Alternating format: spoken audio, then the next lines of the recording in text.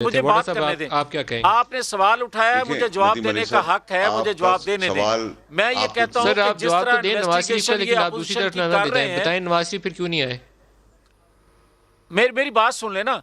कल को ये कहा जाएगा कि रा के पैसे जो हैं वो मुस्तफा नवाज खोखर के पास हैं, मेरे पास है, जवेद लतीफ के पास। खुदा का खौफ करें, जिस तरह हो रहा है पाकिस्तान देखिए नदीम अली साहब के आज प्रोग्राम के तवज्जुह से एक चीज बड़ी क्लियर हो गई कि जब हम चार्टर ऑफ डेमोक्रेसी और सियासी चोरी बचाने के लिए अपनी माँ को कॉम्प्रोमाइज कर जाए और उन चीजों को पीछे फेंक दें, पास में डाल दें, पास में डाल दें, पास में डाल दें, देखिए पास में डाल दें। मैं उसको करेक्ट करूं, मेरा उस लहजे में टर्म भी नहीं था, पास में डाल दें, धक्का दे दें कि ये पहले की बात थी। तो फिर ये मुल्क हमारी माँ है, तो हम उस माँ का क्या ख्याल करेंगे। इसी तरह आज मैं आपके तवज्जुह से कहता हूँ कि जावेद लतीफ साहब की कलसूम साहिबा है और खोकर साहब की बेनजीर साहिबा है।